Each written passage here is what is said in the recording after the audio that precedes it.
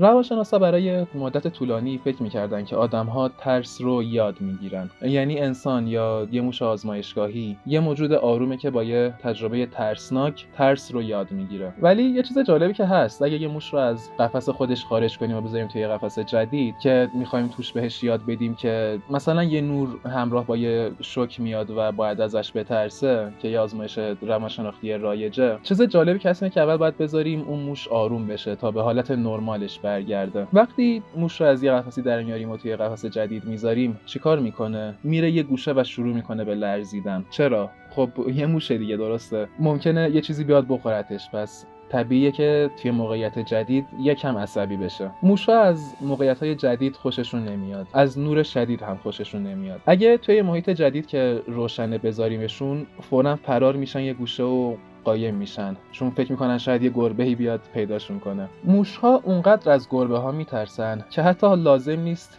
یک گربه‌ای رو دیده باشن تا ازش بترسن. ما میتونیم یه موش رو که توی عمرش هیچ گربه‌ای ندیده رو در معرض بوی گربه قرار بدیم یا فقط یه گربه رو نشونش بدیم.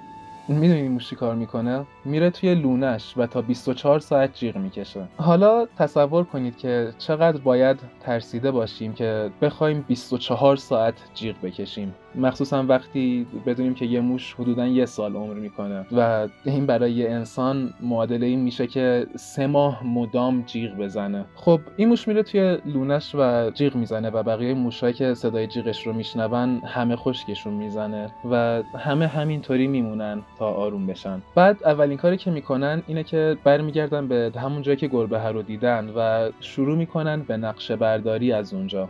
کاریو میکنن به اسم گشت زدن در گوشه ها یا کورنر ران، چون موش میدونه که اون منطقه ممکنه جای غذاش باشه، پس میخواد برگرده. سوال اینه، آیا گربه هنوز اونجاست یا نه؟ ممکنه بگید خب توی لونه بمون امن‌تره، ولی خب اینطوری چیزی برای خوردن گیرش نمیاد. پس موش برمیگرده به همون جایی که گربه دیده بود، خیلی با احتیاط. دمر میشه و میدوه یه قسمت از کوچیک منطقه رو چک کنه. اگه زنده موند یه تیکه دیگه و همینطور تا کم کم کل منطقه رو دوباره گشته باشه و مطمئن شده باشه که گربه‌ای نیست. بعد دوباره میره سراغ غذا، سراغ جفتگیری، سراغ خانواده‌اش. موشا با اینکه اسمشون بد در اومده خیلی موجودای اجتماعی هن و میبینیم که موش اونقدر باهوشه که برگرده به صحنه جرم، چون نمیخواد اجراهایی که اونجا ممکنه باشه در حال رشد باقی بمونه. موش میفهمه که چیزی که ترسناک باشه باید بررسی بشه، نه اینکه ازش فرار کنه. حالا سوال اینه که با چی روبرو میشیم وقتی یه چیز غیر منتظره میبینیم؟